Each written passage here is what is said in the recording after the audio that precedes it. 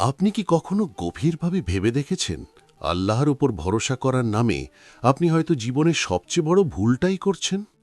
আমরা অনেকেই মনে করি কিছুই না করে বসে থাকাই ঈমান, কিন্তু আজ আমরা সেই ভুল ধারণা ভাঙব। চলুন কোরআন আর রাসূল সাল্লাল্লাহু আলাইহি ওয়াসাল্লামের জীবন থেকে জেনে নিই প্রকৃত তাওয়াক্কুল আসলে কি। একটি অতি পরিচিত কিন্তু শক্তিশালী হাদিসের কথা ভাবুন। একবার একজন সাহাবী তার উটকে না বেঁধে খোলা মাঠে ছেড়ে দিলেন এবং বললেন, আমার আল্লাহর ওপর পূর্ণ ভরসা আছে। রাসূল যখন এটি দেখলেন তিনি তাকে সংশোধন করে দিলেন। তিনি বললেন, আগে আপনার উটটিকে মজবুত করে বাঁধুন, তারপর আল্লাহর ওপর ভরসা করুন। তিরমিজি। এই ছোট একটি বাক্য আমাদের পুরো চিন্তাধারা বদলে দেওয়ার জন্য যথেষ্ট। তাওয়াক্কুল মানে হাত পা গুটিয়ে অলস হয়ে বসে থাকা নয়, বরং তাওয়াক্কুল হল নিজের সামর্থ্যের শেষ বিন্দু দিয়ে চেষ্টা করার পর ফলাফলের জন্য আল্লাহর দিকে তাকিয়ে থাকা। আজ আমাদের সমাজের দিকে তাকিয়ে দেখুন, আমরা কতজন আছি যারা বলি কপালে থাকলে হবে, অথচ কোনো চেষ্টাই করি না।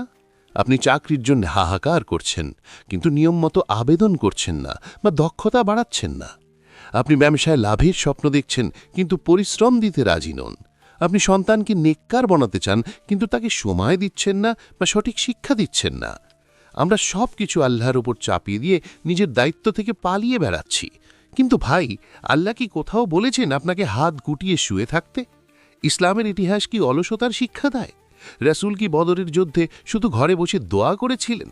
কখনোই না। তিনি যুদ্ধের ময়দানে সেরা রণকৌশল সাজিয়েছেন, প্রস্তুতি নিয়েছেন, সাহাবীদের নিয়ে ঢাল তলোয়ার ধরেছেন এবং তারপর সিজদায় গিয়ে চোখের পানি ফেলে আল্লাহর সাহায্য চেয়েছেন। মুসার আয়ের কথা ভাবুন। তিনি যখন শিশু মুসাকে উত্তাল নদীতে ভাসিয়ে দিয়েছিলেন, সেটা কি অবহেলা ছিল? না, সেটা ছিল আল্লাহ নির্দেশের প্রতি সর্বোচ্চ অনুগত এবং চূড়ান্ত সাহস।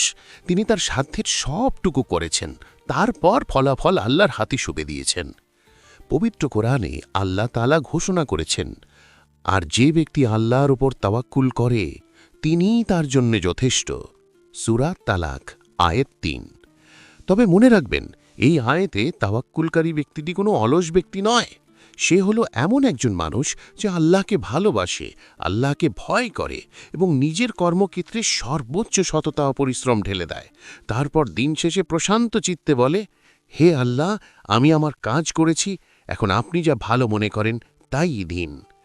প্রকৃত তাওয়াক্কুলের ৩টি মূল স্তম্ভ আছে। সর্বোচ্চ প্রচেষ্টা, নিজের মেধা ও শ্রমের সবটুকু ব্যবহার করা। হৃদয়ের নির্ভরতা, নিজের চেষ্টার ওপর নয় বরং আল্লাহর কুদরতের ওপর ভরসা করা।